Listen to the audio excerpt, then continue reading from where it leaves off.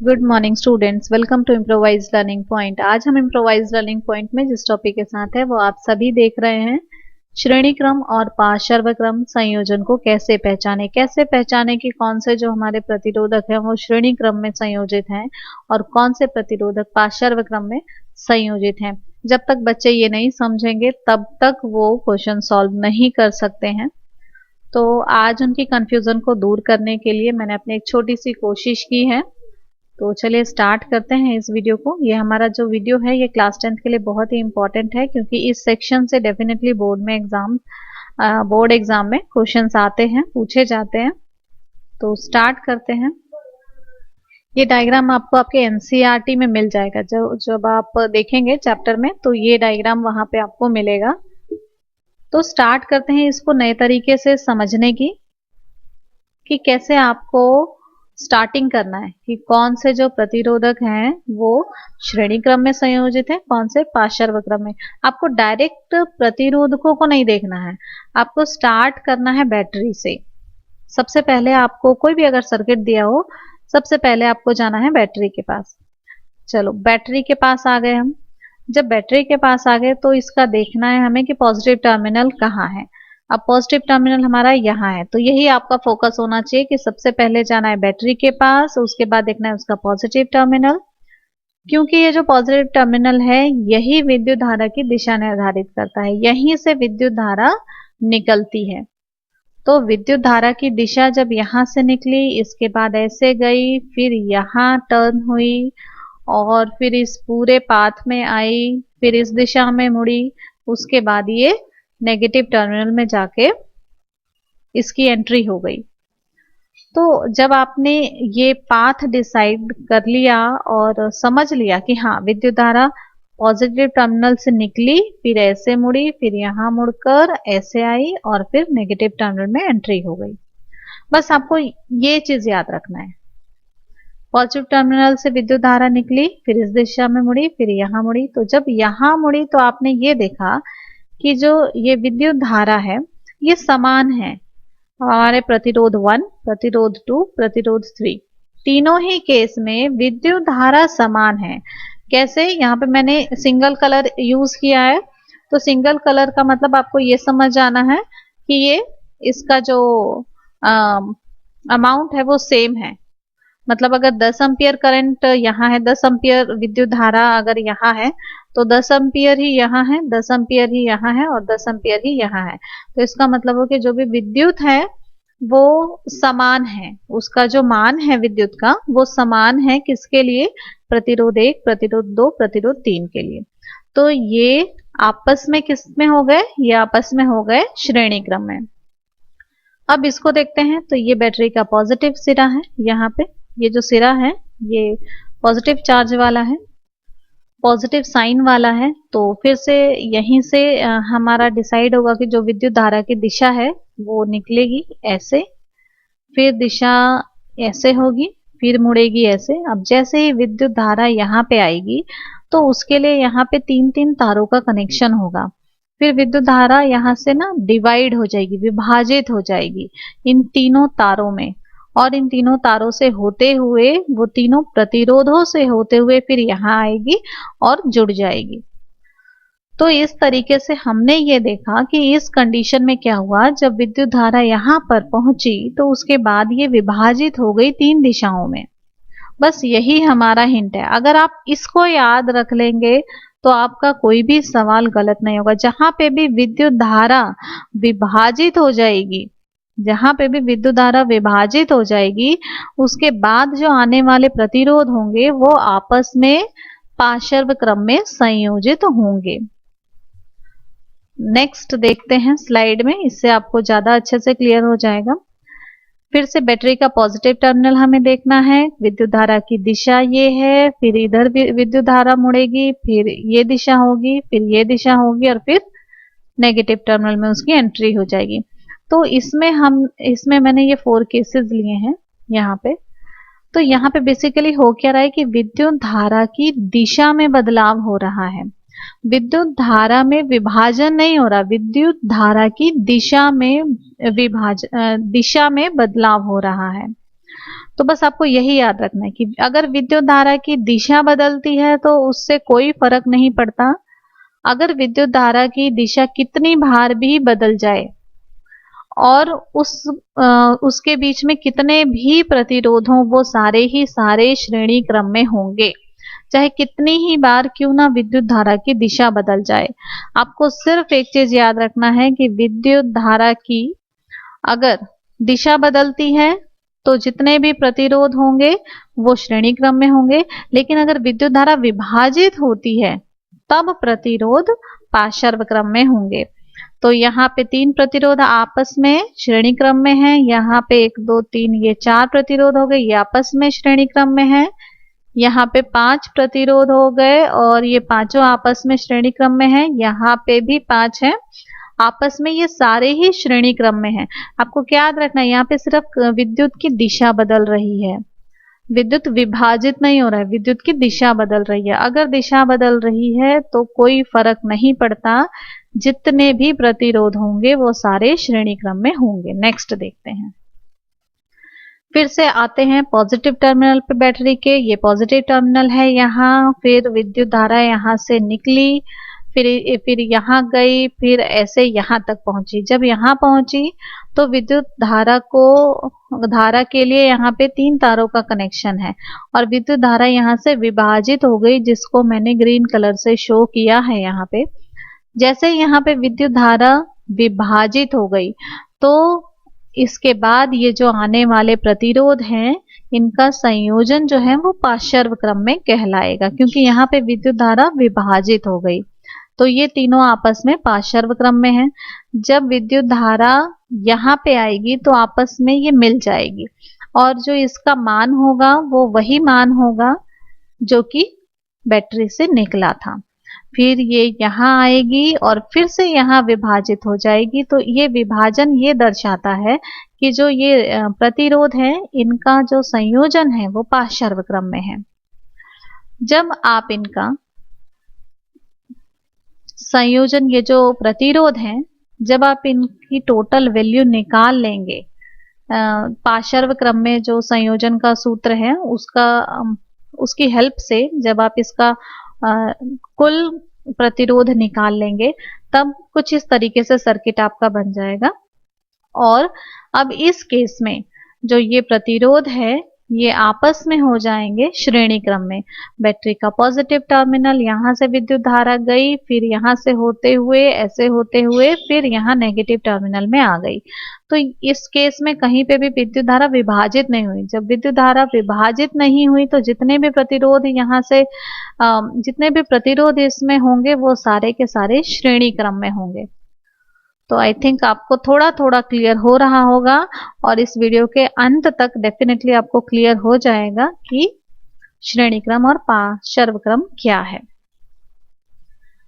अब यहां देखते हैं, फिर से वही देखेंगे, पॉजिटिव टर्मिनल देखेंगे। ये है कारण विद्युत धारा जो निकलेगी यहाँ से निकलेगी, फिर यहाँ जाएगी, फिर यहाँ जाएगी। जैसे यहाँ आएगी तो 2 भागों में विभाजित हो जाएगी। अब जैसे ही विद्युत धारा 2 भागों में विभाजित हो गई तो आने वाले जो प्रतिरोध हैं वो पार्श्व क्रम में संयोजित हो गए।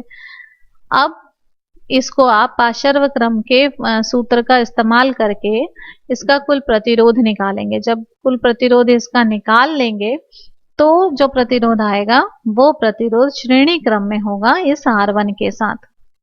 तो इस तरीके से आप इसको सॉल्व करेंगे। अच्छा, अब इसमें देखते हैं, फिर से वही हमें देखना है, बैटरी का पॉजिटिव टर्मिनल हमें देखना है। फिर यहाँ से विद्युत धारा निकली, फिर इस दिशा में गई। जैसे यहाँ पे विद्युत धारा आई तो उसके लिए 2 रास्ते हो गए, एक इधर एक इधर। तो विद्युत धारा विभाजित हो गई, कुछ इधर चली गई और कुछ इधर चली गई। तो जैसे विद्युत धारा विभाजित हो गई तो आपको ये पता चल गया कि R1 और R2 जो प्रतिरोध है ये आपस में पार्श्व क्रम में संयोजित है। अच्छा, जो विद्युत धारा यहाँ पे आई वही विद्युत धारा यहाँ पे भी आएगी और वही विद्युत धारा यहाँ पे भी आएगी। तो कहने का ये मतलब है कि R4, R3, R2 ये जो हमारे यहाँ पे प्रतिरोधक हैं इनमें जो विद्युत धारा जाएगी वो समान जाएगी। अगर समान जाएगी तो ये जो प्रतिरोधक हैं आपस में ये श्रेणी क्रम में संयोजित हो गए तो सबसे पहले आपको इनको जोड़ना होगा। तो ये श्रेणी क्रम में जब आप जोड़ लेंगे तो जो इनका तुल्य प्रतिरोध आएगा, वो जो तुल्य प्रतिरोध होगा वो पार्श्व क्रम में होगा, किसके साथ? R1 के साथ। तो इसके बाद आप फिर पार्श्व क्रम का फॉर्मूला लगाएंगे और उससे कुल प्रतिरोध निकालेंगे इस पूरे सर्किट का। जब आपके पास कुल प्रतिरोध आ जाएगा और आपके पास यहाँ पे ये 3 वोल्ट बैटरी में वोल्टेज भी है आपके पास, तो आप इजीली से विद्युत धारा का मान निकाल सकते हैं। नेक्स्ट देखते हैं, ये भी बोर्ड में आया हुआ क्वेश्चन है। अगेन फिर अपने हम ट्रिक पर चलते हैं। आपको सबसे पहले बैटरी का पॉजिटिव टर्मिनल देखना है। ये रहा, विद्युत धारा यहाँ से निकलती है, फिर इधर आती है, फिर यहाँ आती है, फिर यहाँ से डिवाइड हो जाती है। जैसे ही विद्युत धारा यहाँ से डिवाइड हो जाती है, इसका मतलब कि जो ये प्रतिरोधक है R3 और R1, ये आपस में किस में है? पार्श्व क्रम में है। अब जो विद्युत धारा यहाँ पहुंची वही यहाँ पहुंचेगी। इसका मतलब यह है कि जो R1 और R2 है ये किस में है? ये श्रेणी क्रम में है। जो विद्युत धारा यहाँ आई थी वही विद्युत धारा इधर भी जाएगी। तो R3 और R4 जो है वो श्रेणी क्रम में है। तो सबसे पहले आपको इन दोनों को श्रेणी क्रम में जोड़ना है और इन दोनों को श्रेणी क्रम में जोड़ना है। फिर जो इनका तुल्य प्रतिरोध आएगा उसको आपस में आपको पार्श्व क्रम में जोड़ना होगा, तब जाके आपका कुल प्रतिरोध आ जाएगा इस सर्किट में। और आपके पास ये 12 वोल्ट है तो प्रतिरोध भी आ जाएगा, वोल्टेज भी है आपके पास, तो आप करंट निकाल लेंगे इजीली। नेक्स्ट देखते हैं, फिर से वही ट्रिक है हमारा, बैटरी का पॉजिटिव टर्मिनल देखना है। फिर ये विद्युत धारा की दिशा देखेंगे आप यहाँ तक। अब ये जो रेजिस्टेंस है यहाँ तक तो हमारा जो ये हमारा प्रतिरोध है, यहाँ पर तो विद्युत का कोई भी विभाजन नहीं हुआ था। जैसे ही विद्युत यहाँ पे आएगी तो उसका विभाजन हो जाएगा दो दिशाओं में। ये ब्लू और रेड कलर आप डिफरेंट कलर देख सकते हैं। तो इससे आपको ये पता चलेगा कि जो R2 है और R4 है ये आपस में पार्श्व क्रम में है और R2 और R3 आपस में श्रेणी क्रम में है, क्योंकि जो विद्युत धारा यहाँ आएगी वही इधर जाएगी। तो इन दोनों में जो विद्युत है वो समान है, तो ये दोनों जो होंगे ये श्रेणी क्रम में संयोजित होंगे।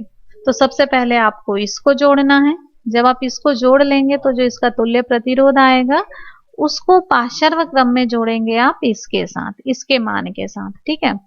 फिर जब आपका इन तीनों का जोड़ने के बाद जब आपके पास इन तीनों का तुल्य प्रतिरोध आ जाएगा तो वो आपस में हो जाएगा श्रेणी क्रम में, किसके किसके साथ? R5 के साथ और R1 के साथ। इस तरीके से आप इसको भी हल कर सकते हैं। नेक्स्ट एग्जांपल देख सकते हैं। अगेन फिर से वही हमारा ट्रिक, पॉजिटिव टर्मिनल, विद्युत धारा की दिशा, फिर इधर आई दिशा, फिर यहाँ आई दिशा। अब यहाँ आने के बाद दो दिशाओं में विभाजित हो गई विद्युत धारा। जो विद्युत धारा यहाँ, जितनी विद्युत धारा यहाँ आई वही इस दिशा में भी जाएगी। जैसे ही विद्युत धारा यहाँ आएगी उसके लिए दो दिशाएं हो जाएंगी, एक तो ये और एक ये। अब आप इसमें देखेंगे कि मैंने ये दिशा निर्धारित की है और यहाँ पे एरो शो नहीं किया है। क्यों? क्योंकि जो यहाँ से विद्युत धारा होगी वो इस दिशा में मुड़ जाएगी। क्यों मुड़ जाएगी? क्योंकि यहाँ पे ये जो प्रतिरोधक है ये विद्युत धारा को बहने में मुश्किल पैदा करता है। तो विद्युत धारा के लिए ये जो है ये आसान मार्ग है, यहाँ कोई भी रुकावट नहीं है। तो इसलिए विद्युत धारा इस दिशा में ना जाके इस दिशा में जाएगी। फिर यहाँ पे ये दोनों ही आपस में मिल जाएंगे और फिर इस दिशा में जाएंगे और फिर यहाँ से बैटरी के नेगेटिव टर्मिनल तक पहुंचेंगे। तो इस तरीके से ये करंट का विद्युत का पाथ हो गया कि कैसे कैसे विद्युत कहाँ कहाँ से जाएगा। अब आपको इसको सॉल्व कैसे करना है? सबसे पहले आपको सॉल्व करना है R2 और R3 को। इसको आप पार्श्व क्रम में संयोजित करेंगे। इसको समझते हैं इस डायग्राम से। ये सेम डायग्राम है। विद्युत धारा यहाँ से निकलती है, फिर ऐसे होते हुए यहाँ आती है। तो R2 और R3 पार्श्व क्रम में है, तो इसको पार्श्व क्रम के सूत्र से आप पहले सॉल्व कर लेंगे। फिर जो इसका तुल्य प्रतिरोध आएगा वो श्रेणी क्रम में होगा, किसके साथ? R5 के साथ और R4 के साथ। तो आप उसको फिर सॉल्व कर लें। क्यों ये R1 को हमने क्यों हटाया, क्योंकि जैसे ही विद्युत धारा यहाँ आएगी वैसे ही विद्युत धारा के लिए जो आसान मार्ग है वो ये है। तो विद्युत धारा इधर से ना आके विद्युत धारा ऐसे आएगी, ऐसे।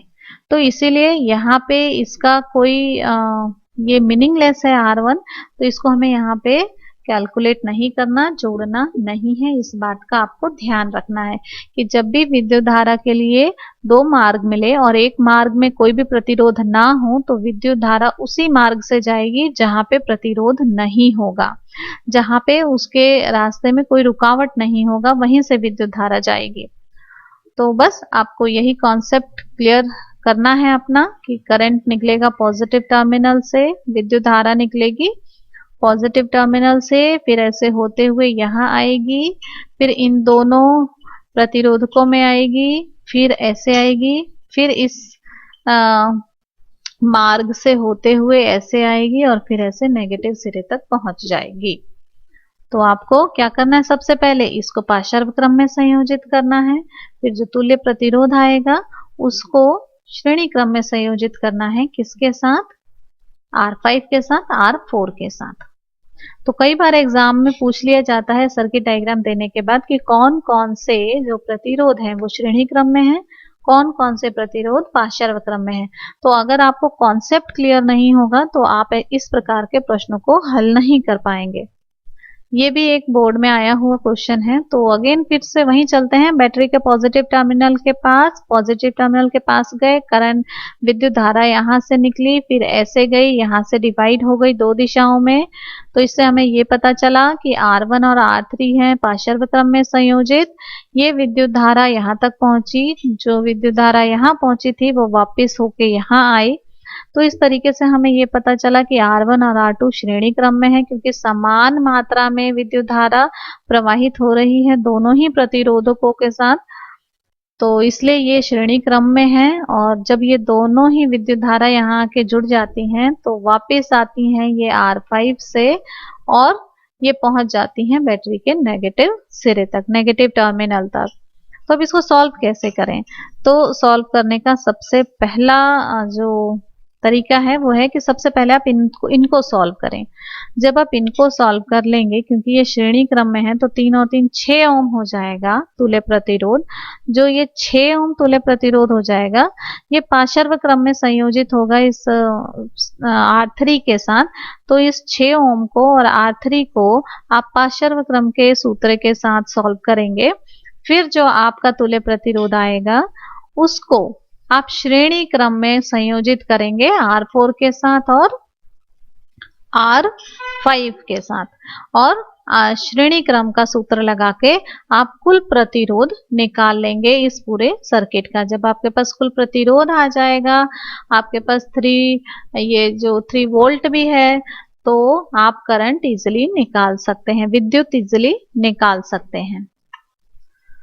ये लास्ट एग्जाम्पल है, बहुत ही कॉम्प्लेक्स लग रहा है लेकिन बहुत ही सिंपल होता है। आपको सिर्फ वही फॉर्मूला अप्लाई करना है जो मैंने आपको बताया है, वही हिंट जो मैं आपको समझाने की कोशिश कर रही हूँ। पॉजिटिव टर्मिनल देखेंगे, यहाँ से करंट विद्युत धारा यहाँ से निकली, फिर इस मार्ग में आई, इस मार्ग में होते हुए यहाँ तक पहुंची, फिर यहाँ से विद्युत धारा विभाजित हो गई, फिर यहाँ तक आई, फिर विभाजित हो गई। तो इस तरीके से डिफरेंट जो कलर्स मैंने यूज किए हैं ये आपको समझाने के लिए कि कौन कौन से जो प्रतिरोधक है पार्श्व क्रम में है, कौन कौन से प्रतिरोधक श्रेणी क्रम है। लेकिन इनको कैलकुलेट कैसे करना है, तो सबसे पहले इस टाइप के क्वेश्चन को आप इधर से कैलकुलेट करना शुरू करेंगे। तो अब देखते हैं, पहले इस बॉक्स को देखते हैं। अब यहाँ एक हमारा प्रतिरोधक है, एक यहाँ है। अब इन दोनों में ही करंट जो है वो डिफरेंट है, मतलब विद्युत में अंतर है। यहाँ पे ब्लू कलर शो किया है, यहाँ पे रेड कलर का, मतलब कि जितनी मात्रा में विद्युत यहाँ है उतनी मात्रा में विद्युत यहाँ नहीं है, विद्युत का मान कुछ अलग है यहाँ। तो इसको और इसको आपस में आपको किस में करना है, पार्श्व क्रम के सूत्र से संयोजित करना है, सॉल्व करना है। तो पार्श्व क्रम का सूत्र जब लगाएंगे और इसको सॉल्व करेंगे इन दोनों को, तो इसका मान आ जाएगा 6 ओम। तो मैंने सर्किट को ऐसे बना दिया क्योंकि ये आपका खत्म हो जाएगा ये बॉक्स। तो आ गया ये 6 ओम। अब आप देखेंगे कि करंट जो है वो जितना करंट यहाँ आ रहा है वही करंट इधर जाएगा और वही करंट इधर जाएगा। तो जो ये प्रतिरोध है यहाँ पे है और यहाँ पे है, ये आपस में श्रेणी क्रम में हो जाएंगे। तो ये हो जाएगा 10 और ये 4, तो कुल मिला के 14 ओम यहाँ पे प्रतिरोध हो जाएंगे। तो ये 14 और ये 14 को जब आपस में आप जोड़ेंगे, क्योंकि ये दोनों आपस में क्या हो जाएंगे, जो इनका तुल्य प्रतिरोध आएगा वो पार्श्व क्रम में होगा, किसके साथ, इसके साथ। तो जब आप इन दोनों को जोड़ेंगे तो कुल मिला के आएगा आपका 7 ओम प्रतिरोध। फिर से आपको वही देखना है कि पॉजिटिव टर्मिनल करंट यहाँ गया, फिर वही मात्रा में यहाँ गया, फिर यहाँ, और फिर उसकी एंट्री यहाँ हो गई। तो अब इस केस में आप क्या देख सकते हैं, इस केस में देख सकते हैं कि जो विद्युत है, जो करंट है, उसका मान हर जगह समान है। जब विद्युत का मान हर जगह समान है तो जितने भी प्रतिरोध हैं वो आपस में श्रेणी क्रम में होंगे, क्योंकि यहाँ पे सिर्फ विद्युत की दिशा बदल रही है, विद्युत का विभाजन नहीं हो रहा है, विद्युत की दिशा बदल रही है। तो अगर दिशा बदल रही है और उस केस में जितने भी प्रतिरोध अटैच होंगे उसके साथ, सर्किट के साथ, वो सारे के सारे किस में होंगे, श्रेणी क्रम में होंगे। तो आई थिंक आपका कुछ तो डाउट डेफिनेटली क्लियर हो ही गया होगा, लेकिन अगर फिर भी आपको कोई अगर डाउट है तो आप कमेंट करके पूछ सकते हैं, और आप इस टाइप के क्वेश्चन को प्रैक्टिस करते रहिए ताकि आप बोर्ड में इस टाइप के क्वेश्चन को इजीली अटेम्प्ट कर सकें। कोई भी डाउट हो आप कमेंट करके पूछ सकते हैं।